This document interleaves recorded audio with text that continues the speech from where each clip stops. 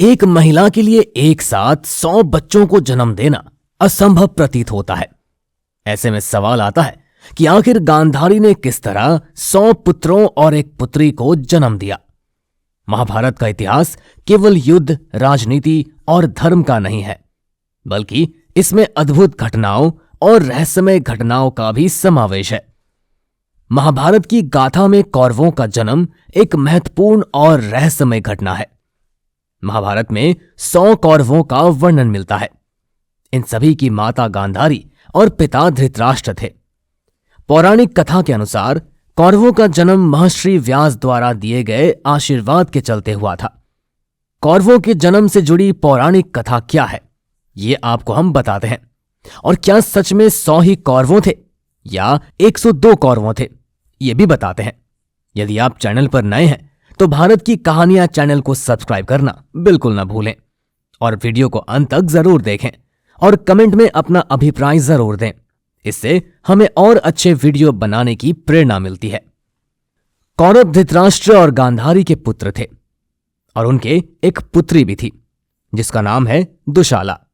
वहीं सबसे ज्येष्ठ कौरव का नाम है दुर्योधन, जो महाभारत के सबसे अहम पात्रों में से एक है। कौरवों ने महाभारत में पांडवों की सेना से युद्ध किया था और पराजित भी हो गए थे। हालांकि यह भी कहा जाता है कि धृतराष्ट्र के अपनी दासी के साथ संबंध की वजह से एक और पुत्र भी हुआ था जिसका नाम युयुत्सु बताया जाता है। गांधार के राजा सुबुल की पुत्री गांधारी का विवाह हस्तिनापुर के राजकुमार धृतराष्ट्र से हुआ। धृतराष्ट्र जन्म से ही अंधे थे। गांधारी ने अपनी निष्ठा दिखाने के लिए अपनी आंखों पर पट्टी बांध ली ताकि वे भी अपने पति की तरह दुनिया को न देख सकें। यह त्याग उनकी अद्भुत शक्ति और समर्पण को दर्शाता है। धृतराष्ट्र ने अपने वंश को आगे बढ़ाने का सपना देखा, लेकिन नियति ने उनके लिए एक अलग योजना बना रखी थी। प्रचलित कहानियों के आधार पर एक बार गांधारी की सेवा से खुश होकर ऋषि व्यास ने गांधारी को एक वरदान दिया था। ऋषि व्यास ने ही गांधारी को 100 पुत्रों की मां होने का आशीर्वाद दिया था। इसके बाद गांधारी गर्भवती हुई और पूरे राज्य में उत्सव का माहौल बन गया। लेकिन समय बीतता गया और संतान का जन्म नहीं हुआ। 9 महीने की सामान्य अवधि के बाद भी कोई संतान जन्मी नहीं। 2 साल तक गर्भ धारण करने के बाद भी स्थिति वैसी की वैसी ही रही। इस बीच कुंती ने पांडु के माध्यम से और वरदान में मिले हुए मंत्रों से पांडवों को जन्म दिया। गांधारी को यह सुनकर गहरा आघात लगा। वो क्रोध और निराशा से भर गई। उनकी तुलना में कुंती के पुत्रों का जन्म पहले होना उनके लिए ईर्ष्या और चिंता का विषय बन गया। गांधारी ने अपने गर्भ से निराश होकर अपने पेट को जोर से दबाया, जिससे गर्भ गिर गया। वो गर्भ एक ठोस मांस के लोथड़े के रूप में निकला। गांधारी और धृतराष्ट्र इस दृश्य को देखकर स्तब्ध रह गए। पूरे महल में शोक की लहर दौड़ गई। तभी ऋषि वेद व्यास वहां पहुंचे।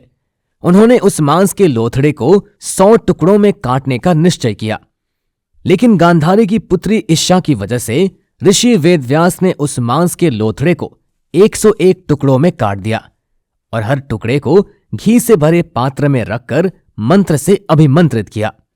उसके 1 साल बाद वेद व्यास की तपस्या और शक्ति से एक एक कर 100 पुत्रों और 1 पुत्री का जन्म हुआ।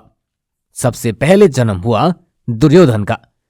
उनके जन्म के समय राज्य में अनेक अशुभ संकेत प्रकट हुए।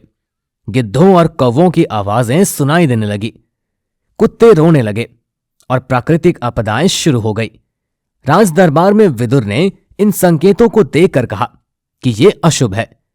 उन्होंने धृतराष्ट्र को सलाह दी कि इस बच्चे को त्याग देना चाहिए, लेकिन धृतराष्ट्र अपनी महत्वाकांक्षा के कारण ऐसा नहीं कर सके। इसके बाद 100 पुत्रों और 1 पुत्री दुशाला का जन्म हुआ। सभी कौरव एक ही प्रक्रिया से जन्मे थे। दुर्योधन बचपन से ही जिद्दी और अहंकारी था। गांधारी ने उसे नैतिकता और धर्म के मार्ग पर चलने के लिए समझाने की पूरी कोशिश की, लेकिन शकुनी, जो गांधारी का भाई था, उन्होंने दुर्योधन को अधर्म के मार्ग पर ले जाने में अहम भूमिका निभाई।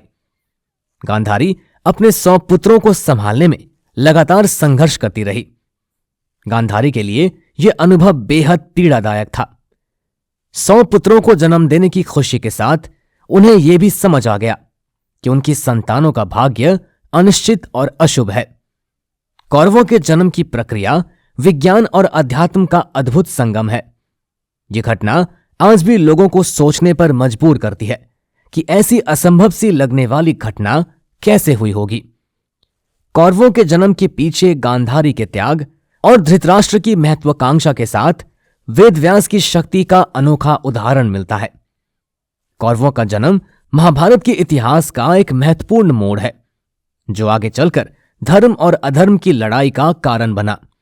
उम्मीद करता हूं कि आपको कौरवों के जन्म के पीछे की कहानी और 100 नहीं 102 कौरवों थे, यह जानकारी पसंद आई होगी। वीडियो को लाइक और चैनल को सब्सक्राइब करना बिल्कुल मत भूलना। चलिए मिलते हैं भारत की कहानियां के नए वीडियो में।